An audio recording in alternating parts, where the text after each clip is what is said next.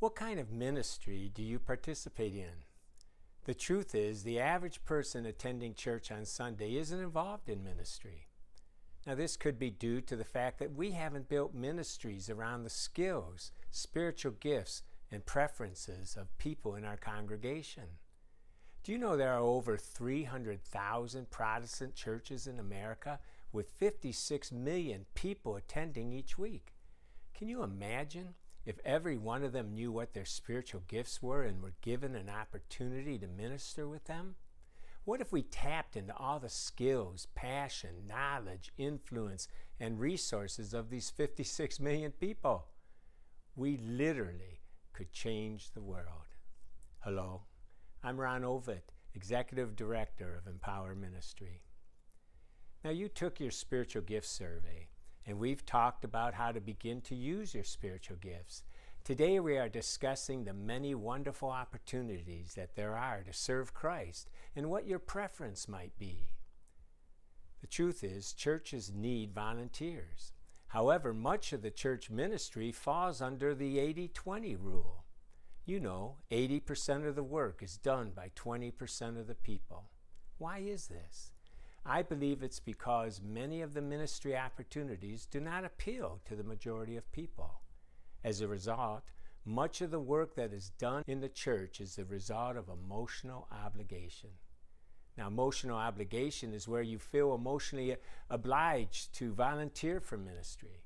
This could be the result of peer pressure from leaders and other volunteers, a desperate need, or plain guilt over not volunteering.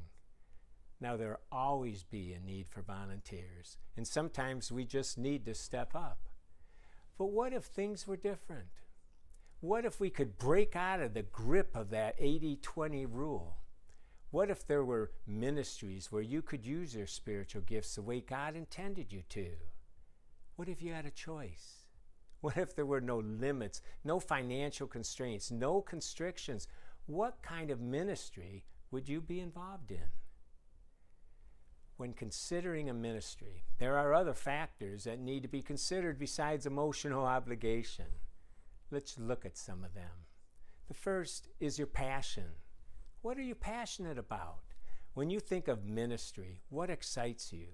What needs in the world around you moves you emotionally? What if you could be involved in things like mercy ministry, in the feeding of the needy, or helping the homeless, or being involved in disaster relief? Perhaps counseling or mentoring or social work appeals to you. And then there's music ministry. And some that are very exciting would fall under economic or community development. What if the church got involved in that? You could be involved in these and many other ministry opportunities if you pursued them. Now, when you consider ministry preferences, ask yourself, what kind of ministry am I passionate about? Besides passion, what skills could you use in your ministry? God has given you skills and abilities. Which one could be used in serving God? Do you have administration skills? Perhaps you're good with computers. Are you good at marketing? Maybe you're a great manager. Perhaps you enjoy sports. Are you good in construction? The truth is that there is so much opportunity to minister with the skills you already have. So when you're considering preferences, ask yourself, besides what am I passionate about, where can I use my skills? And then there's mission drive. You have passion, you have skills, and then you have a drive to do things in a certain way. It's a certain approach that you take when you help in a situation. It's the way you see issues and how best to work with them. A change agent sees what needs to be changed. A helper looks at ways to help, whatever is needed the most. A provider immediately starts thinking of resources needed and how to get them. An organizer begins to think of all the details that need to be orchestrated to get the job done. What drives the way you work with a project that needs to be done? What ministry would use that drive? And then there's ministry environment.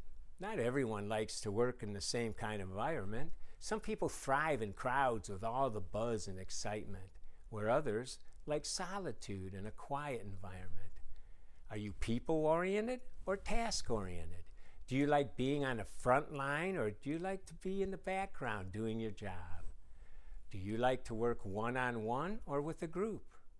When you consider ministry preferences, consider what kind of environment do you like? And then consider your experience. You have work, hobbies, education, volunteering, family life. You have had a lifetime full of experience. What ministries could utilize these? And then there's experiences from life's stressful situations that you've gone through. Experiences like personal grief, medical or financial or emotional issues. These experiences were very stressful, but with God's help, you are now equipped in unique ways to minister to others that are going through the same stressful situations. In ministry, this empathy could be helpful in giving comfort, counseling, support, and witnessing about the love and grace of God in difficult situations. The ministry preference survey that you will take is about different kinds of ministries that you could be involved in with your church. The goal is to get you thinking outside the box, asking God to show you how to use your passions, skills, and experience for His purposes. I'm excited to see what doors God might be opening for you. God desires you to be busy in His kingdom. Ask Him, what should you be doing? Ask the Holy Spirit to guide you and give you a vision of what you could do. He has called you to serve Him. He has a ministry for you to do.